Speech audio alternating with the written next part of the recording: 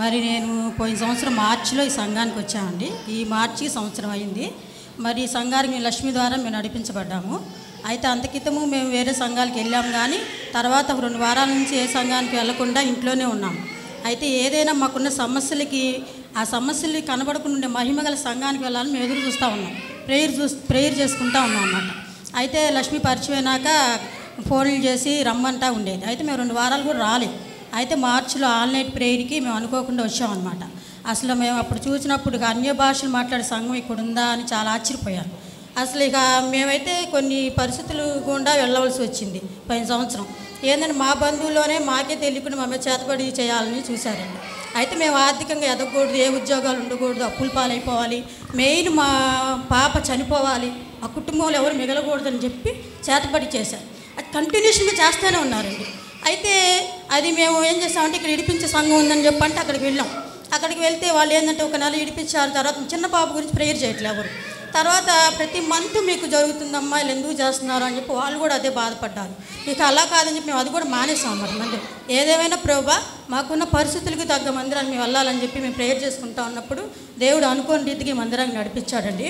అప్పుడు అందుకైతే ఈ మందిరానికి రాకముందు మా పాప అమావాస్య వస్తే చాలు, పౌర్ణమి వస్తే చాలు, కళ్ళు తిరిగి పడిపోవటం, వాంతింగ్స్ అవ్వటం, అన్కాన్షియస్లోకి వెళ్ళిపోవటం, చాలా బాధపడేదాన్ని, చాలా ఏడ్చేదాన్ని. అయితే మా వారైతే ఏది నమ్మరు. అది నేనే కూడా నేర్చుకుంటూ ప్రేయర్ చేసుకుంటుండేది. అయితే దేవుడు నిజంగా మమ్మల్ని మందిరాన్ని నడిపించిన కానించి వాళ్ళు మీరు నమ్మండి, మన ఫిబ్రవరి దాకా కూడా మాకు చేస్తూనే ఉన్నారు. అది మాకు తెలుస్తుంది. ఎందుకంటే దైవజనుల గురించి మేము మా వాక్యం ద్వారా కూడా మేము చాలాసార్లు మేము మాట్లాడాడు దేవుడు. అయితే నిజంగా ఇక్కడికి వచ్చిన కాంచి మాకు ఎలాంటి ఇది కూడా రాకుండా, కొంచెం కూడా సిక్నెస్ రాకుండా దేవుడు కాపాడుతూ ఉన్నాడండి. ఎందుకంటే ఆయన మహిమలు మమ్మల్ని కప్పి ఉంచాడు. ఎందుకంటే మేము మహిమ గల సంఘానికి వచ్చాం. ఈరా గ్లోరీలో మేము వచ్చాము. ఇప్పుడు గ్రేటర్ గ్లోరీలోకి దేవుడు మమ్మల్ని తెలుస్తాడు. నిజంగా ఎలాంటి సిక్నెస్ లేదండి మాకైతే. ఇంకా చాలా రుణ బాధల్లో, చాలా ఇదిలో మా పాపకు కూడా ఇక్కడికి వచ్చేటప్పుడు ఏ ఉద్యోగం రాలేదండి, ఏ జాబు లేక 2 ఏళ్ళు చాలా ఇబ్బంది పడింది. ఎన్ని ఇంటర్వ్యూలకి వెళ్ళినా ఎన్ని చేసినా కూడా ఒక చిన్న జాబ్ అయిన ప్రభు అని బాధపడేది. ఈ మందిరానికి వచ్చి 3 నెలలకి మా పాప జాబ్ వచ్చిందండి. అది అయితే ఇక మళ్ళీ మేము ఇక మొన్న ఈ జనవరిలో ఏమైందంటే ఈ ఈరబ్ గ్లోరీలోకి వచ్చినాక ఈ జనవరి మాసంలో ఇంకా ఆల్ నైట్ ప్రేయర్ జరుగుద్ది అనగా 4 రోజుల క్రితం ఏమైందంటే నాకు చాలా పెయిన్ వచ్చిందండి. బాగా తలనరాలు లాగేయటము, మెడనరాలు లాగేయటము, బాగా పెయిన్ వస్తుంటే ఏం చేయాలని బాగా ఏడుస్తా, అసలు ఏం పని చేయలేకపోతుంది, నడవలేకపోతున్నాను, ఆయాసం వస్తుంది, బాగా ఇదిగా ఉంటుంది అని చెప్పి అలాగే 2 రోజులు ఉన్నానండి. మెడికల్ షాప్కి వెళ్ళాను. మెడికల్ షాప్కి వెళ్ళి ఇలా జరుగుతుందని ట్యాబ్లెట్ ఇవ్వమంటే వాళ్ళు అన్నారమ్మా బీపీ ఉందమ్మా చెక్ చేస్తామని చెక్ చేస్తే 190 ఉందమ్మా అన్నారు. 190 ఉందండి. అమ్మ నేను 40 mg వేసుకోవాలి, నువ్వు 2 రోజులు నువ్వు వేసుకొని నా దగ్గరికి రా, మళ్ళీ చెకప్ చేస్తాను, తగ్గకపోతే నువ్వు హాస్పిటల్కి వెళ్ళాలన్నారండి. అంటే సరేలే అని చెప్పి నేనేం చేశాను విశ్వాసంతో, సరే ట్యాబ్లెట్ ఇచ్చారు 2 రోజులు వేసుకుని వెళ్ళినా అంతే ఉందండి, తగ్గకపోతే నువ్వు హాస్పిటల్కి వెళ్ళాలంటే నేను అనుకున్నాను ఇంటికి వచ్చి ప్రభా ఆల్రెడీ ప్రేయర్ ఉంది, అభిషేకిస్తా అన్నారు పాస్టర్ గారు.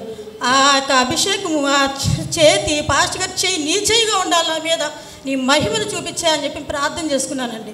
అయితే ఒకటి ఏంటంటే ఆరోగ్యపరంగా కానీ, ఆత్మీయపరంగా కానీ, ఆర్థిక పరంగా కానీ నీ గ్రేటర్ గ్లోరీ మేము సంవత్సరం చూడాలి ప్రభు అని చెప్పి నేను ప్రేయర్ చేసుకుంటూ ఉన్నప్పుడు ఆ రోజు ఆన్లైన్ ప్రేయర్లో కూడా చాలా బాధపడ్డానండి. బాగా మెడనరా లాగేస్తా ఉన్నాను, నొక్కుంటా ఉన్నాను, ప్రేయర్లోనే ఉన్నాను. పాస్టర్ గారు ఎప్పుడైతే అభిషేక్ ఇచ్చారో నన్ను అప్పుడు వెంటనే 1 సెకండ్లోనే అసలు నాకు ఎట్టిపోయిందో తెలియదు, నొప్పి మాయం అంతా చాలా రిలాక్స్ వచ్చింది. అసలు ఎంత రిలాక్స్ అంటే ఇప్పుడు కూడా ఎంతో నెమ్మది, సమాధానం, పీస్ఫుల్గా ఉందండి నాకు. అసలు అంత ఇది ఎక్కడికి పోయిందో తెలియదు. అయితే మంత్ అంతా 3 సార్లు నేను ఫిబ్రవరి మంత్ అంతా చెక్ చేయించుకుంటే నార్మల్ అని వచ్చిందండి. ఆ ఇంటిలోకి మా మనవడికి కూడా కాళ్ళు ఏంటంటే ఎప్పుడు ఎముకలు నొప్పులు వస్తూ ఉంటాయి, ఎప్పుడు ఎముకలు నొప్పులు, వారానికి 3 సార్లు మెడిసిన్ వేయాల్సిందే కాళ్ళ నొప్పులకి. ఆ పిల్లోడు ఎప్పుడు ఫింగర్స్తోనే నడుస్తాడు కానీ మడి ఆడించి నడవడు, ఎప్పుడో ఒకసారి మడి ఆనిస్తాడు కానీ ఫింగర్స్తో ఎక్కువ నడుస్తాడు.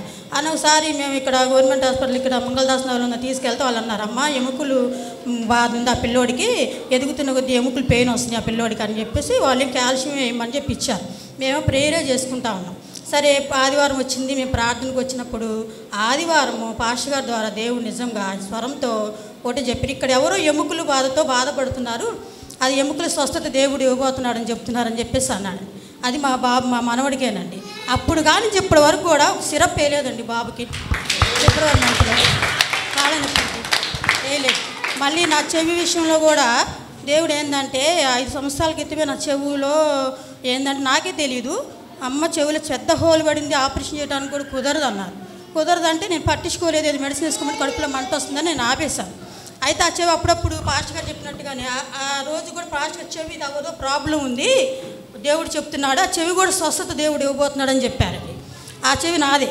ఇక ఏం పెర్రిన వచ్చింది ఒకసారి ఏంటంటే ఏదో ఊడిపోయినట్టుగా ఏదో దిబ్బలాగా కమ్ముకున్నట్టుగా పడు, అట్లా ఒకసారి అట్లా వస్తూ ఉండదు. ఏంటి ప్రభు అనుకున్నప్పుడు ఆ రోజు నిజంగా ఎంత ఆసక్తితో మందిరానికి వచ్చినప్పుడు మా మనవడికి నాకు దేవుడు స్వరంతో దేవుడు పాస్టర్ గారి ద్వారా మా ప్రవచనం ద్వారా చెప్పి మా స్వస్థతనిచ్చాడు. ఈరోజు ఇప్పుడు 2 చెవులు ఏకనీటి ఒకేలాగా ఉండేది, ఇప్పుడు వరకు అసలు చక్కగా వినపడుతుంది. ఈ ఎన్ని సాక్ష్యాలను బట్టి దేవుడికి వందనాలు. నిజంగా గొప్ప పాస్టర్ గారిని బట్టి నీకు వందనాలు తెలుపుతున్నాను. అంత గొప్ప పాస్టర్ గారు మాకు దొరికినందుకు. హల్లెలూయా. థాంక్యూ.